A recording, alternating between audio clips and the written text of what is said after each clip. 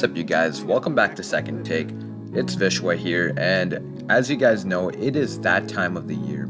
Friday, 6 p.m., free agency has officially started. There are so many moves that already happened, trades such as the CP3 trade and the Robert Covington trade, and so many other trades.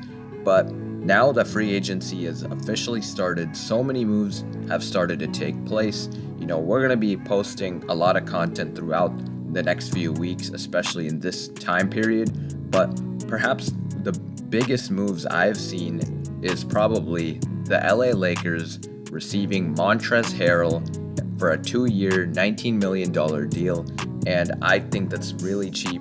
And the Lakers, to me, it definitely looks like they're going to run it back. As you guys see the title, is the 2021 season already over pretty much? That is what I'm thinking right now, mainly because of how dangerous this Lakers team looks, and it's even more dangerous than the title they just won last year. Before we get started, I just want to give a quick note about what we want going forward.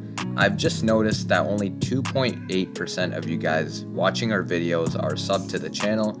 I'd really appreciate if you guys are watching our videos, you would drop a quick sub and subscribe to our channel. It would really benefit us and allow us to produce better content for you guys. And let's get straight into the video. Coming off a fresh NBA championship in the 2020 NBA season, featuring the Lakers defeating the Miami Heat in the NBA bubble, this also featured LeBron winning Finals MVP with so many guys, role players, and terrific starters like Rajon Rondo, JaVale McGee, Alex Caruso, Markieff Morris, Dwight Howard, Kyle Kuzma, Danny Green, Kentavious Caldwell-Pope, and so many other guys. They would just do their role properly, hustle on the defensive end of the floor. The Lakers were statistically the best defensive team in the NBA, and it could even be shown as their play was so dominant. They're switching, they're hustling, they're rotating on the defensive end, as well as locking up the best ISO players in the NBA. As for the offensive side of the floor, the Lakers may not have been the best team in the half-court setting, but where they really excelled, and they were also among the top in the NBA, was running out in transition, hustling right after they get a stop on the defensive end. It would always result in a bucket, whether it's a lob to Anthony Davis, or they could go either all big with Dwight Howard or JaVale McGee at the 5 with Anthony Davis at the 4, or they could put Davis at the 5, go more small ball with LeBron also running the power forward position. They were so flexible with their lineups. They also had the shooting with Kuzma, Danny Green, KCP, Alex Caruso, and everyone would just do their role so properly. Rajon Rondo was also a terrific facilitator in the playoffs, could take so much pressure off of their stars, and this all pretty much led to such an easy championship, as it was pretty much a cakewalk for the Lakers throughout the whole NBA bubble and the championship, as they didn't even face much competition to overcome to really lock in and knock out all of these teams. Even though the Lakers only get 71 days of rest compared to the non-bubble teams who get a really shocking 285 days of rest. This is really tiring for the Lakers, I could tell, but in my opinion, I definitely feel like the Lakers players, all of their guys, they're going to really be locked in to go back to back, as well as the really terrific free agent additions they've made, the trade decisions. Everyone can blame LeBron for tampering as much as they want, but at the end of the day, if you look at the roster, it's pretty much unstoppable, even with everything else going on in the NBA today. Anyway, there's not much I need to say about the past season for the Lakers, as they won the title with ease. But as you guys see the title, it's pretty much over for the 2021 season, mainly because of all these free agent decisions they've been making compared to the rest of the league. And the biggest ones so far are signing Dennis Schroder, trading for him, and all they have to do was to give up Danny Green and a first-round pick.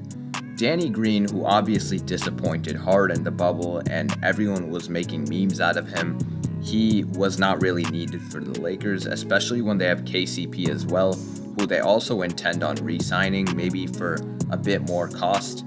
And as for the first round pick, I don't really think a title contending team like the Lakers is in need of young talent right now, as it's not going to help them much because contending for a title is pretty much a short-term goal.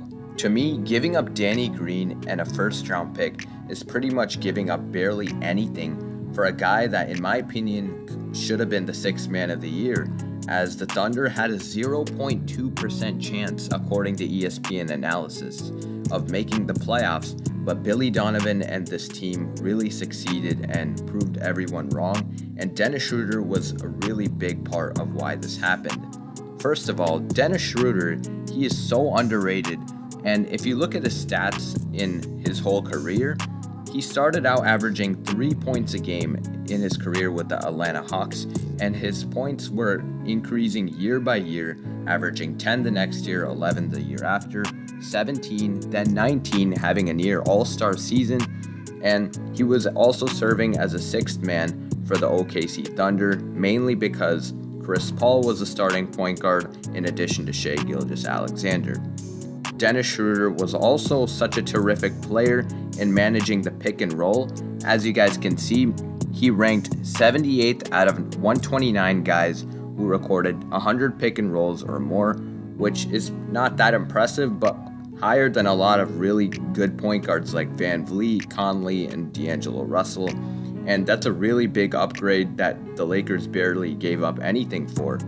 Schroder, in my opinion, he's at least a top 50 player in the league, and it's pretty much an A+ for this trade, as they didn't even have to give up much for how significant of an upgrade he's going to be for the Lakers, also taking a lot of pressure off of AD and LeBron. In addition to the terrific addition of Dennis Schroder, the Lakers also recently acquired Wesley Matthews from free agency, signing him to a 1-year, $3.6 million deal, and the first benefit out of that is within what I just said, as the Lakers barely had to pay him anything to get a solid player, a really good role player like Wesley Matthews. Wesley Matthews, the best years of him came from the Trailblazers and the Dallas Mavericks, where he averaged about 14.5 points a game, but even without those years, Matthews has also proved to be a terrific 3-and-D guy, averaging between about 8 to 15 points a game throughout his career.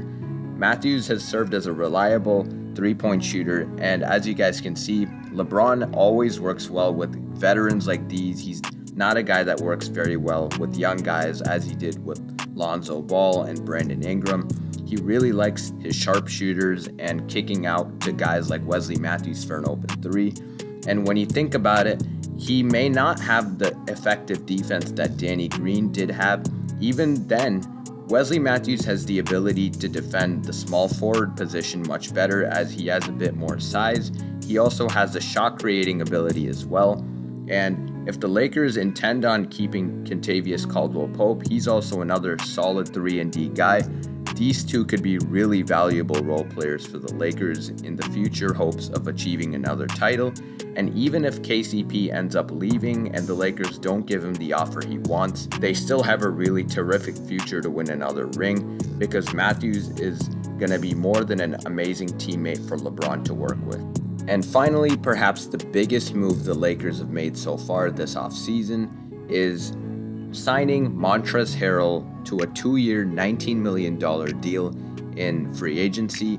And this is such a surprising move made by both sides, as Montrezl Harrell, first of all, I personally didn't even think he would want to sign with the Lakers in hopes of winning a ring. He's only about 5 years into his career. I didn't really think a ring is that crucial for him at this point. He would be looking for a more lucrative deal that would be beneficial for him, and hopefully he can go for a ring later on in his career.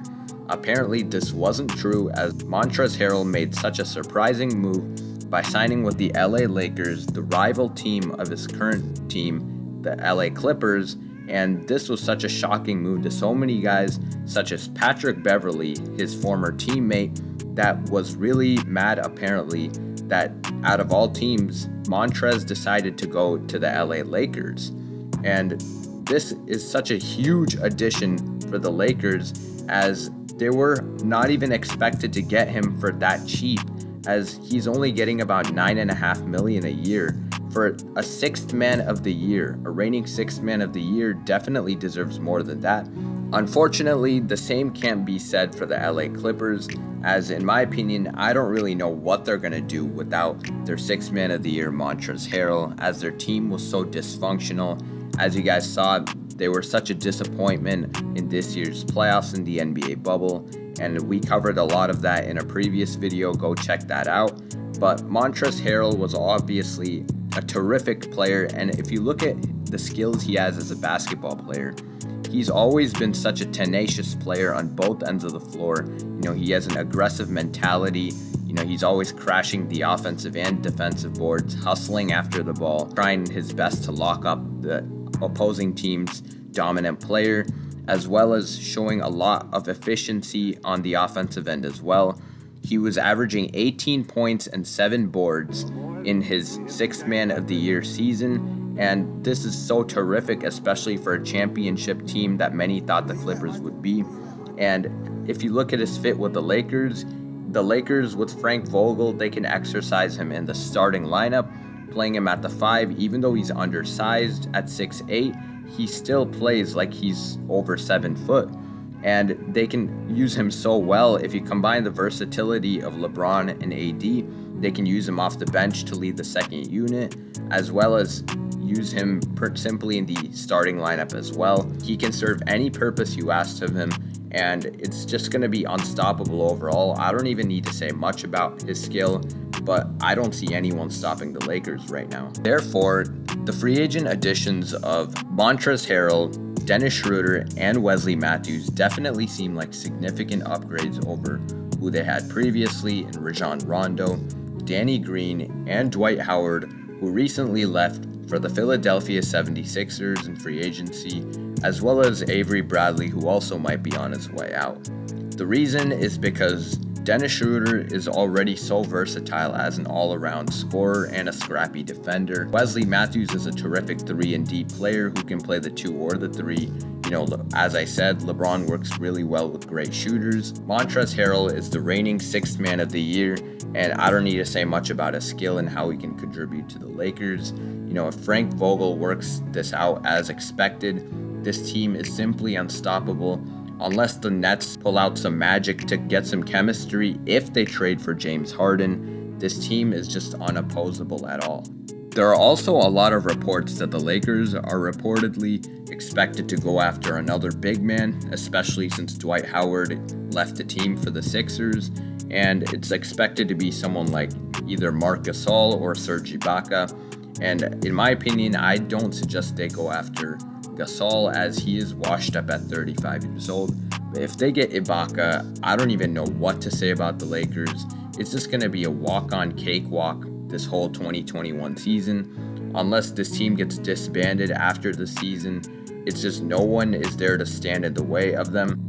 Well, there you guys have it. This is why I definitely think that the Lakers are unstoppable in the 2021 season, and the season may already be over before it started, as even though all these teams are making these really big free agent additions, such as Danilo Gallinari to the Hawks, Jeremy Grant to the Pistons, and so many other moves, I don't think any of these moves, unless James Harden to the Nets, is going to change the Lakers' chances of repeating back-to-back titles. With that being said, thank you guys for watching. I hope you guys enjoyed this. This is why I think the Lakers are unstoppable and the season might be over. Comment down below if you agree with this, or if you think there's some way to stop this tear that the Lakers could go on. And please subscribe, like this video. Thank you guys for watching, and peace.